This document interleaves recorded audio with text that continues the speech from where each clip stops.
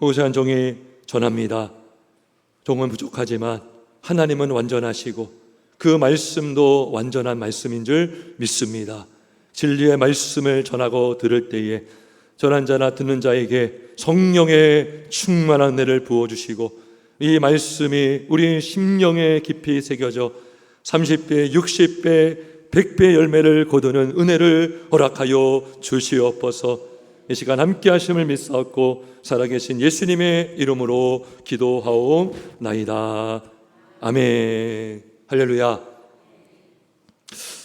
우리 계속해서 성령의 열매를 나누고 있습니다. 우리가 두 번에 걸쳐서 성령의 열매 사랑을 전했어요. 처음에는요, 사랑의 기원이 어디서 시작되느냐? 하나님이다. 사랑의 방법은 십계명이다 해서 지난 주일날 우리가 사랑의 방법 십계명에 대해서 또 나누었습니다. 오늘은 성령의 열매는 두 번째고요, 오늘은 세 번째, 또 성령의 열매 세 번째 시리즈로 희락입니다. 희락. 성령의 열매, 오직 성령의 열매는 사랑과 그 다음에 뭐죠? 희락과, 희락 두 번째 열매가 바로 희락입니다. 희락은 다른 말로 기쁨입니다. 기쁨, 조이, 기쁨 같은 말입니다. 이 기쁨이라는 헬라어가 카라라고 되어 있어요. 카라. 그 걸그룹 중에 카라라는 그룹 아세요? 혹시 들어보셨어요? 이 카라라는 말이 기쁨이라는 뜻입니다. 그 헬라어에서 그 그룹 이름을 만들었더라고요. 여러분, 그렇다면 기쁨이 뭘까요? 기쁨. 정말 희락이 뭘까요? 진짜 기쁨이 무엇일까요? 제가 인터넷에서 일반적인 정의를 찾아보았어요. 이렇게 정의하더라고요. 기쁨은 욕구나 목표가 충족되었을 때 마음에 일어나는 즐겁고 만족스러운 느낌이나 감정을 의미한다, 이렇게 됐어요. 그러니까 세상에서 정의하는 일반적인 기쁨이라는 것은 어떤 조건이 있다는 거예요. 어떤 조건이 있을까요? 일단 나의 욕구나 충족이 만족이 돼야 돼요. 우리가 만족이 돼야 되잖아요.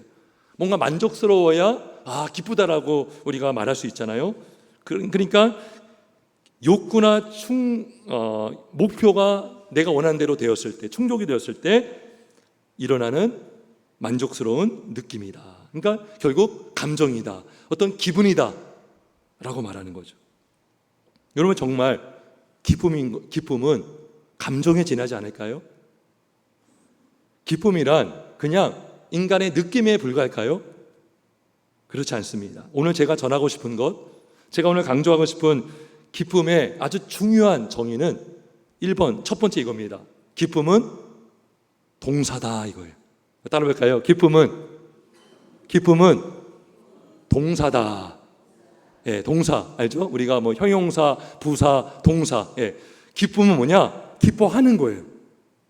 기뻐하는 것입니다, 여러분. 감정과 느낌도 뭐 기쁨이라고 할 수 있어요. 근데 그것을 넘어선다는 거죠. 진정한 기쁨은, 성경에서 말하는 기쁨은 그 느낌을 넘어서 감정을 뛰어넘는 기뻐하는 행위, 기뻐하는 행동인 것입니다. 여러분, 성경 신구약 성경 66권을 보면 기뻐하라 명령이 많이 나와요. 구약에도 많이 나오고요, 신약 성경 와서도요 많이 나옵니다. 기뻐하라. 오늘 우리가 읽은 대표적인 말씀, 빌립보서 4장 4절 말씀, 주 안에서 항상 기뻐하라. 내가 다시 말하노니 기뻐하라. 이 짧은 한 절 안에 기뻐하라가 몇 번 나오죠? 2번 나오고 있어요. 2번. 우리가 대표적인 아주 유명한 구절, 데살로니가전서 5장 16절에도 항상 뭐하라? 기뻐하라. 항상 기뻐하라. 그러니까 하나님이 원하시는 기쁨은 어떤 욕구나 충족이 되었을 때 일어나는 어떤 감정적이고 어떤 기분적인 어떤 기쁨이 아니죠. 왜요? 항상 기뻐하라 그랬으니까. 항상 기뻐하라 라는 것입니다. 환경을 뛰어넘는 기쁨, 환경을 초월하는 기쁨이 바로 하나님이 원하는 기쁨이고 성경에서 말하는 기쁨인 것입니다. 그럼 우리는 어떻게 기뻐할 수 있죠? 그것도 어떻게 항상. 여러분 항상 기뻐하십니까? 여러분 항상 기뻐하세요? 우리가 기뻐하길 원하죠. 그런데요, 항상 기뻐하는 것이요, 생각보다 쉽지 않습니다. 근데 그 키가, 그 답이, 우리가 항상 기뻐할 수 있는 그 이유가 4장 4절에 나와요. 한번 볼까요? 우리 4장 4절을 같이 한번 읽겠습니다. 성경을 보시고 시작.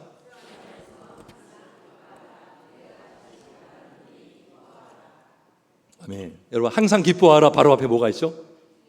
주 안에서. 이게 중요한 거예요. 이게 아주 중요한 단서입니다. 중요한 핵심이에요. 우리가 어디 안에 있을 때 항상 기뻐할 수 있어요? 주 안에 있을 때 항상 기뻐할 수 있는 거예요. 우리가 주 안에 있지 않기 때문에 우리가 우리 스스로 항상 기뻐할 수 없다. 나는 우울하다 라고 생각을 하고 아예 판단해 버리죠. 어떻게 항상 기뻐해? 근데 우리가 주 안에 있으면 항상 기뻐할 수 있다는 것이죠. 주 안에 있다는 건 뭘까요? 성경에는 그리스도 안에서, 예수 안에서, 주 안에서 많이 나옵니다. 오늘 여기서 나오는 4장 4절을 보면 주 안에서라는 것은, 주 안에서 항상 기뻐하라는 것은 주님으로 인하여 항상 기뻐하라 이거예요. 누구로 인하여? 주님으로 인하여. 주님으로 인하여. 여러분 우리가 세상에서 말하는 기쁨의 대상이 뭘까요? 세상이 말하는 기쁨의 대상은 나의 욕구예요. 욕구. 기쁨의 조건은 나의 욕구입니다. 나의 만족입니다. 내가 욕구가 충족돼야 기뻐하고 내가 만족스러워야 기뻐할 수 있는 그 조건, 내가 욕구가 충족이 돼야 되는 거죠. 그리고 환경이 좋아야 돼. 내가 원하는 환경이 될 때 우리는 기뻐할 수 있다라고 생각합니다. 그거는 세상의 방식이죠.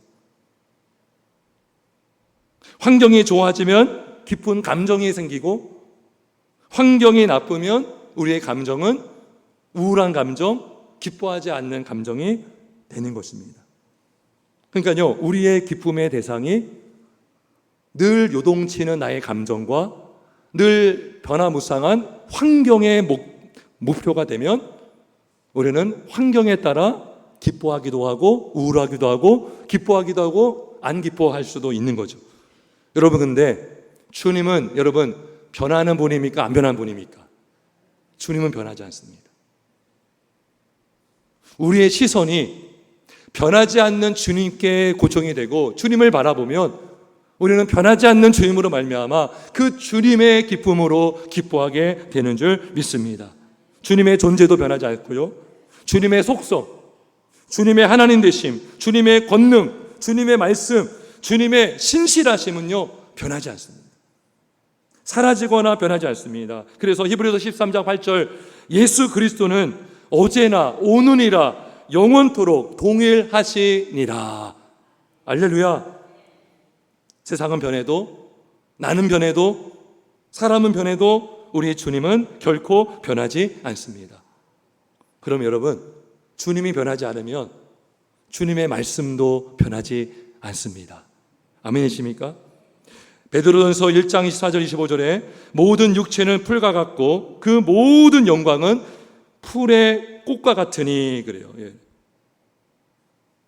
인간의 영광 얼마나 화려합니까? 근데 그게 풀의 꽃과 같다는, 금방 시들고 말라 비틀어지는, 그죠? 시들어버리는. 풀은 마르고 꽃은 떨어지되 오직 주의 말씀은 세세토록 있도다. 아멘이십니까?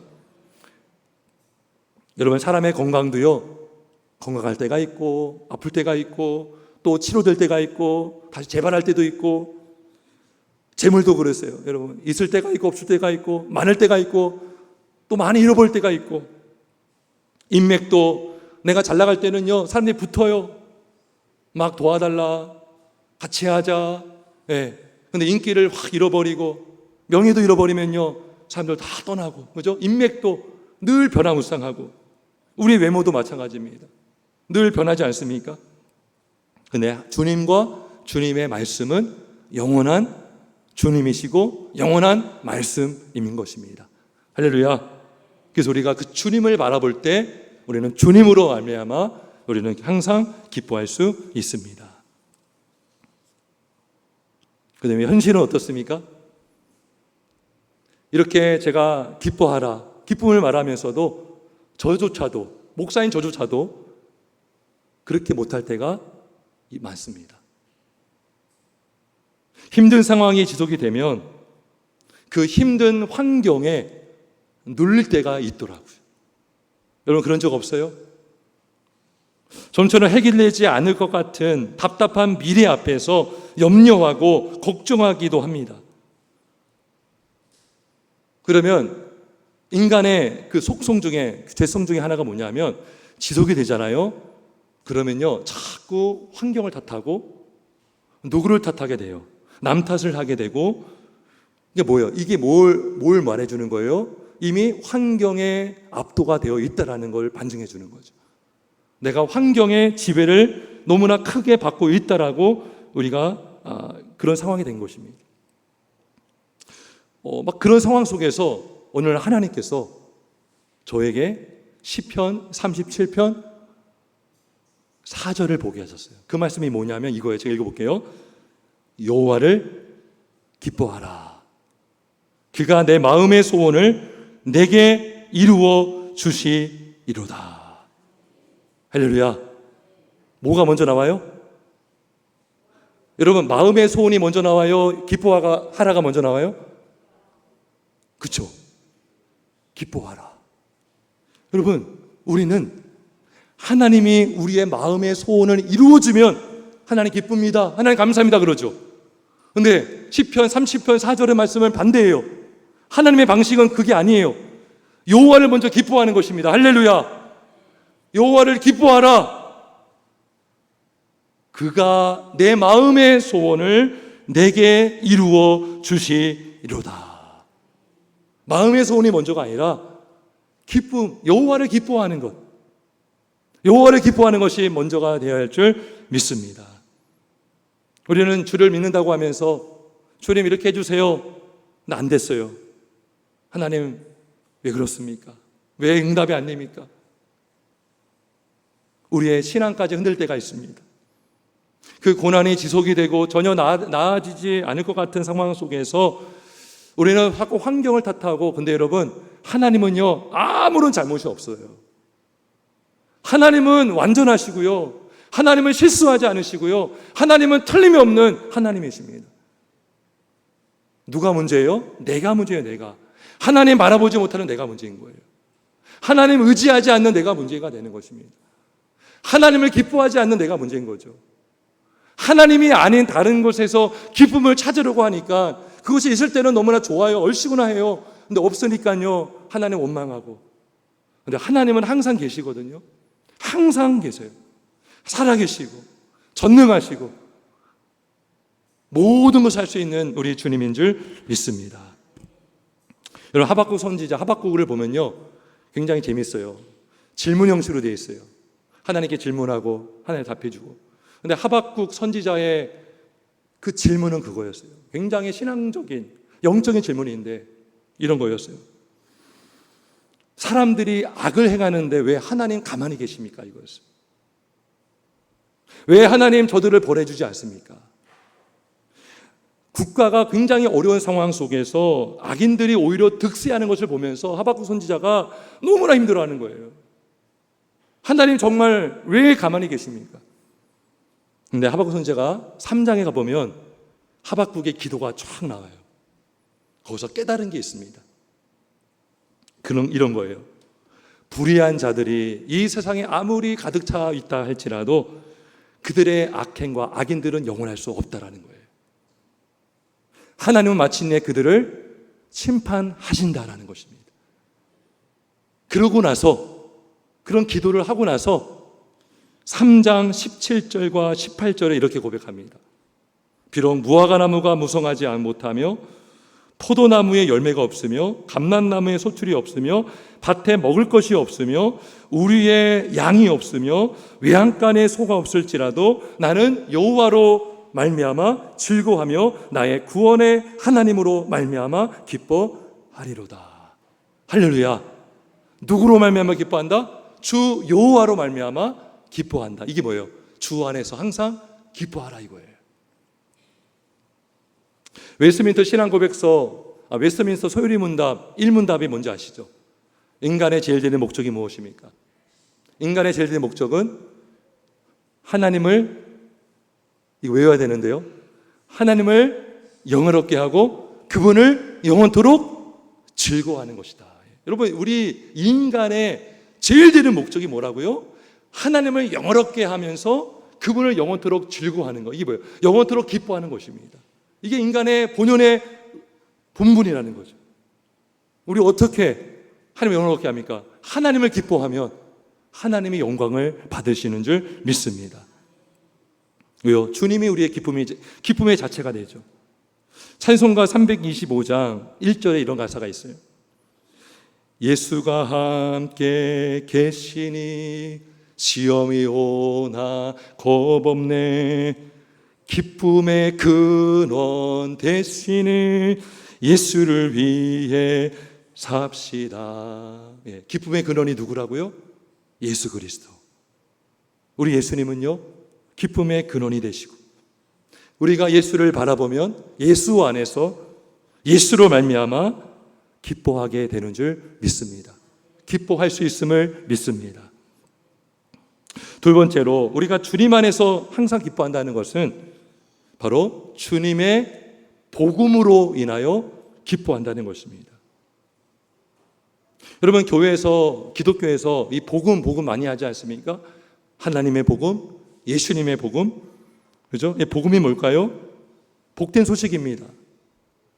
영어로 굿뉴스, 복된 소식인데, 예수님이 복음을 얼마나 강조하셨냐면 마가복음 16장 15절에서 너희는 온천하에 다니며 만민에게 복음을 전파하라 그랬어요. 만민에게 복음을 전파하라. 너희는 하나님 나라의 복음을 믿으라 그랬어요. 너희가 복음을 믿는 너희가 복음을 또 전하라 그랬어요. 여러분, 복음이 뭘까요? 복음. 아주 간단히 정의하면 복음은 하나님이 죄인을 구원하시기 위해서 하신 일이에요. 일. 누가 하신 일이라고요? 하나님이 하신 일. 예수님 안에서. 어떤 일을 하셨습니까? 독생자 예수님을 땅에 보내주셨죠. 예수님이 어떻게 하셨어요? 십자가에 달려서 피 흘려 죽으셨습니다. 왜 죽으셨어요? 우리의 죄 때문에. 택자들의 죄를 속죄하시려고 예수님은 피 흘려 죽으신 거예요. 그 어떤 피로도 안 되고요, 오직 예수의 피로만 우리는 죄사함을 받을 수가 있어요. 근데요, 우리가 아무리 선행을 하고 우리가 아무리 공로를 쌓아도 우리의 선행과 우리의 공로는 우리가 구원을 받기에 합당한 선행이 될 수 없습니다.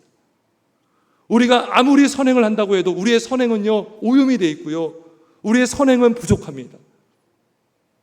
여러분, 세상의 종교들이요, 다 인간의 선행을 통해서 하늘에 가려고 하는 부질없는 노력인 것입니다. 근데요, 복음이 뭡니까? 우리가 갈 수 없어요. 우리가 하늘나라 갈 수 없어요. 우리가 하나님께 우리가 의인이다라고 우리의 힘으로 체감받을 수 없어요. 근데 예수님이 이 땅에 오셔서 피 흘려 죽으시고 부활하심으로 그 예수를 믿는 자마다 멸망치 않고 의로워지고 영생을 얻게 하셨습니다. 그래서 이 복음, 예수님의 복음의 핵심은 십자가와 부활인 것입니다.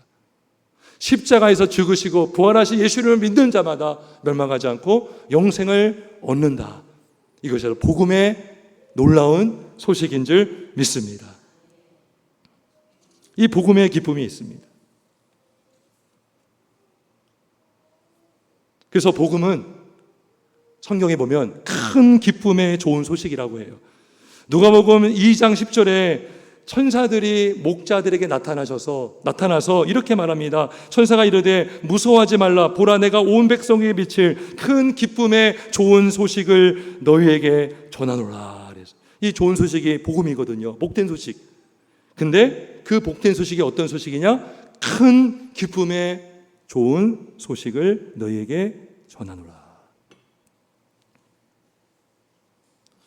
8월 15일이면 광복절이죠. 여러분, 인터넷에 8.15 광복 한번 검색해 보면 아주 자주 나오는 사진이 있습니다. 흑백 사진인데요, 우리나라 백성들이, 국민들이 다 거리로 나와가지고 태극기를 들고 기뻐하는 얼굴 표정이 그 아주 자주 나오는 단골로 나오는 사진이 있습니다. 1945년 8월 15일 오전 8시에 미국 라디오 방송에서 이런 방송이 나왔어요. 조선 동포 여러분, 일본은 무조건 항복을 하였습니다. 얼마나 기쁘겠어요. 일제압제에서 살았던 국민들이 주권을 회복하고 그 해방을 맞이한 그 기쁨. 그런데 이것보다 더 큰 기쁨이 뭡니까? 영원한 영벌, 마귀의 권세와 마귀의 굴레에서 예수님이 십자가로 마귀를 멸하셔서 승리하심으로 그 예수를 통해서 우리가 하나님의 백성이 된 것, 천국의 백성이 된 것, 이것이 바로 복음의 기쁨인 줄 믿습니다.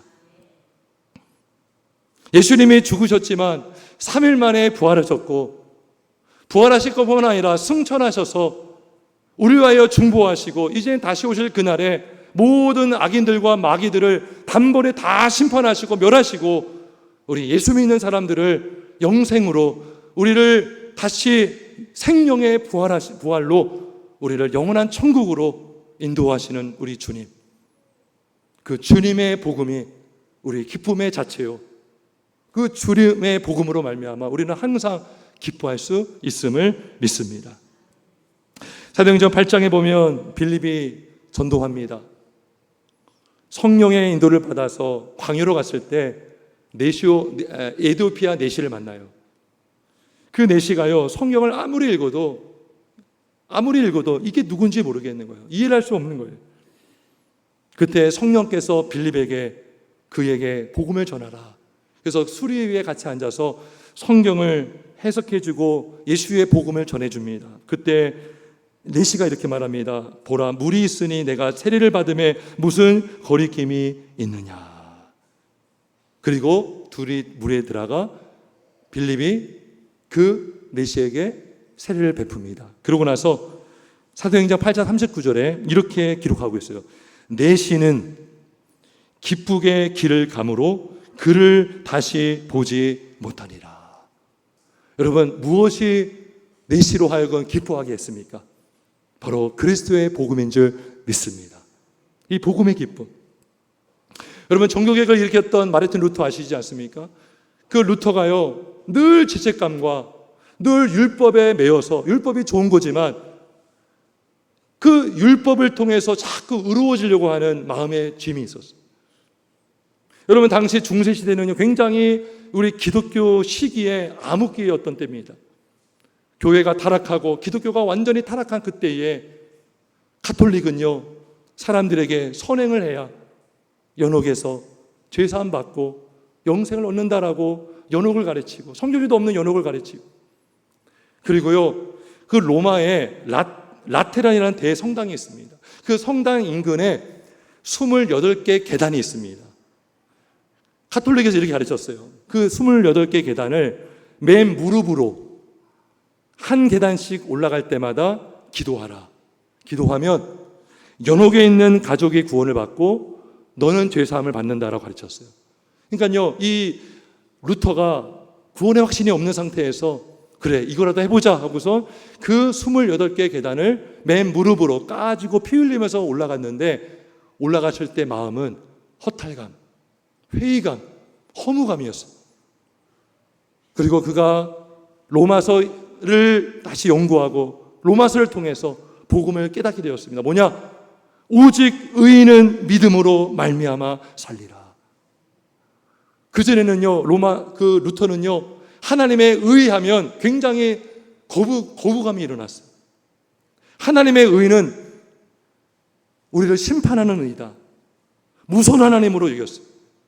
그런데 그 복음의 로마서 1장에 나오는 그 하나님의 의가 나타났다. 그 의는 우리를 위해서 우리의 의가 되어주신 하나님의 의, 예수님의 의임을 깨달았습니다.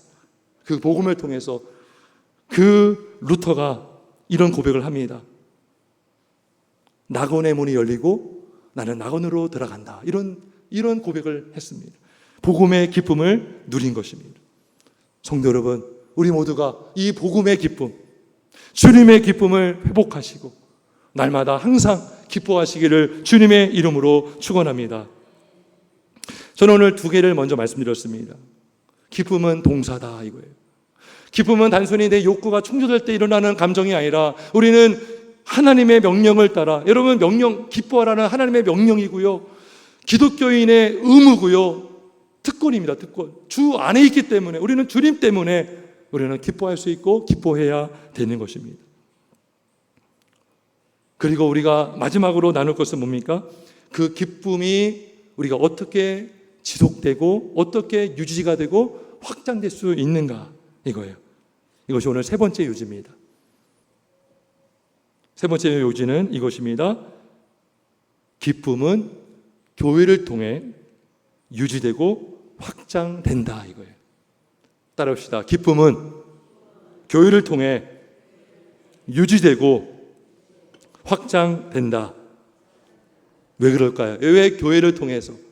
왜 기뻐하는 것과 교회가 무슨 상관이 있을까요? 여러분, 교회 안에는요, 특별한 게 있기 때문이죠. 여러분, 먼저 교회 안에, 우리가 공적으로 모이는 이 교회 안에 뭐가 있습니까? 바로 공적인 예배가 있습니다. 예배 안에는 뭐가 있습니까? 첫 번째는 하나님의 말씀이 있어요. 말씀. 그 말씀이 어떤 말씀입니까? 하나님의 언약의 말씀, 변하지 않는 하나님의 약속의 말씀, 복음의 말씀, 사람을 살리는 생명의 말씀, 치유의 말씀을 통하여서 우리는 그 말씀을 통해서 예배 가운데 선포되는 말씀을 통해서 우리의 심령이 찔림을 받고 다시 복음으로 회복이 되는 줄 믿습니다. 그래서 하나님께서 신명기 16장 11절에 보면 이렇게 말씀해요. 너와 내 자녀와 노비와 내 성중에 있는 레위인과 및 너희 중에 있는 객과 고아와 과부가 함께 내 하나님 여호와께서 자기의 이름을 두시려고 택하신 곳에서 내 하나님 여호와 앞에서 즐거워할지니라. 그래서 이스라엘 백성들은요, 절길 때마다 또 안식일 때 온 가족이 모여서 하나님 앞에 나와 예배했습니다. 그리고 하나님은 그때 명령하십니다. 너희가 온 세대가 모여서 기뻐하라, 즐거워하라. 내 앞에서, 여호와 앞에서 즐거워할지니라. 우리가 이렇게 즐거워할 수 있는 것은 예배 가운데 선포되는 하나님의 말씀, 복음의 말씀 때문인 줄 믿습니다. 그래서 예레미야 15장 16절에 예레미야가 이렇게 고백합니다. 내가 주의 말씀을 얻어 먹었사오니 주의 말씀은 내게 기쁨과 내 마음에 즐거움이 된다라고 했어요. 여러분, 말씀을 듣고 말씀을 마음에 새기고 그 말씀을 깨달을 때 그 기뻐하는 그 기쁨을 날마다 누리시고 충만하시기를 주의 이름으로 축원합니다. 여러분, 왜 교회가 왜 우리를 더 기뻐하게 합니까? 왜 기쁨을 도와줍니까? 여러분, 예배 안에는요 또 기도가 있기 때문이죠. 기도. 여러분, 우리가 기도하면 세상에 줄 수 없는 하나님의 기쁨을 우리가 얻고 누리게 되는 것입니다. 여러분, 기쁨이 줄어들었습니까? 여러분, 기도하시길 바랍니다. 기도하면 그 기도하는 것 자체로 여러분의 기쁨이 충만하게 될 줄 믿습니다. 제 말이 아니고요, 성경 말씀이에요. 요한복음 16장 24절의 말씀, 우리가 암송하는 구절이지 않습니까? 지금까지는 너희가 내 이름으로 아무것도 구하지 아니하였으니 구하라, 그리하면 받으리니 너희의 기쁨이 충만하리라. 할렐루야. 기도하면 기뻐할 수 있다는 거죠. 말씀을 들으면 기뻐할 수 있고, 우리가 또 기도하면 우리는 기도를 통해 하나님의 기쁨을 누리게 될 줄 믿습니다. 여러분, 찬양이 또 있습니다. 여러분, 예배 안에는 찬양이 있습니다. 여러분, 찬양이요 기도입니다. 기도, 곡조 있는 기도입니다. 우리가 하는 모든 찬양이 우리가 하나님을 믿는 고백의 신앙의 고백이고요, 우리가 바라는 기도의 내용이 찬양 안에 있습니다. 근데 우리는 찬양을 통해서도 우리는 기뻐할 수가 있습니다. 시편 100편 1절과 2절에 말씀합니다. 온 땅이여 여호와께 즐거운 찬송을 부를지어다. 기쁨으로 여호와를 섬기며 노래하면서 그 앞에 나아갈지어다. 무슨 찬송이라고요? 즐거운 찬송을 부를지어다. 뭐예요? 찬송이 우리에게 기쁨을 준다는 거예요. 즐거움을 준다는 것입니다. 여러분, 낙심한 영혼, 세상에 소망을 두지 못하고 세상에 마음이 빼앗겼다가 상처받고 쓰러져 있고 눌려있는 자들이 있습니까? 여러분, 힘차게 찬송을 부르시기를 주의 이름으로 축원합니다. 기도하시기를 주의 이름으로 축원합니다. 공적 예배를 사모하시기를 주의 이름으로 축원합니다. 예배 가운데 주님이 임하시고 두세 사람이 내 이름으로 모인 그곳에 나도 너희와 함께 있다라고 하신 그 주님의 말씀을 믿으시고 우리가 이곳에 모인 이곳에 예수님의 신성 성령의 능력이 이곳에 임하심을 믿으시기를 주의 이름으로 축원합니다. 여러분, 교회 안에는 또 성도의 교제가 있습니다. 성도의 교제를 통해서 우리는 예수님의 교제를 하고, 여러분, 성도와의 교제는요, 세상에서 말하는 어떤 동호회나 어떤 산악회 모임과 같은 그런 것과 차원이 다른 모임이에요. 왜요? 우리가 예수 이름으로 모일 때에 우리는 예수님과 더불어 함께하는 교제가 되기 때문인 것입니다.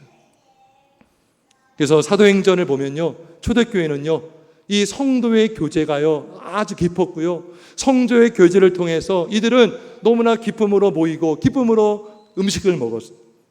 사도행전 2장 46절에 날마다 마음을 같이하여 성전에 모이기를 힘쓰고 집에서 떡을 떼며 기쁨과 순전한 마음으로 음식을 먹었다는 거죠. 여러분, 예수 이름으로 모인 성도들이 있는 그곳에 참된 하나님의 기쁨이 넘치게 되는 줄 믿습니다. 내가 즐거우니까요, 주변에 있는 지체가 즐거운 거죠. 함께 즐거워하고 또 때로는 낙심한 영혼이 있으면 함께 기도해 줌으로 회복을 경험하는 그런 교제가 되는 줄 믿습니다. 말씀을 정리하겠습니다. 우리가 주님을 기뻐하고 주님의 말씀을 의지하고 주님을 바라볼 때 우리는 변하지 않는 주님 때문에 우리는 항상 기뻐할 수 있습니다. 근데 이렇게 하시는 능력은 우리 안에서 나오는 능력이 아니라 성령의 능력, 성령의 은혜인 줄 믿습니다. 말씀을 깨닫게 하는 것도 성령님이시고, 기도를 통해서 기도의 깊은 은혜로 들어가게 하시는 분도 성령님이시고, 우리의 입을 열어 찬송하게 하시는 찬양의 영도 우리 성령 하나님이십니다. 그래서 성령의 열매가 기쁨이 되는 거예요.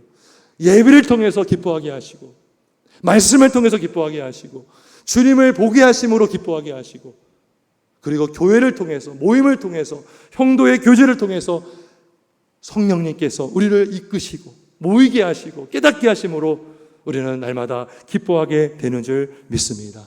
여러분, 그거 아세요? 우리 하나님은 우리가 하나님을 기뻐하는 것보다 하나님은 교회를 더 기뻐하시는 줄 믿습니다. 땅에 있는 성도들은 존귀한 자들이니 나의 모든 즐거움이 그들에게 있도다 말씀. 하나님이 교회를 사랑하십니다.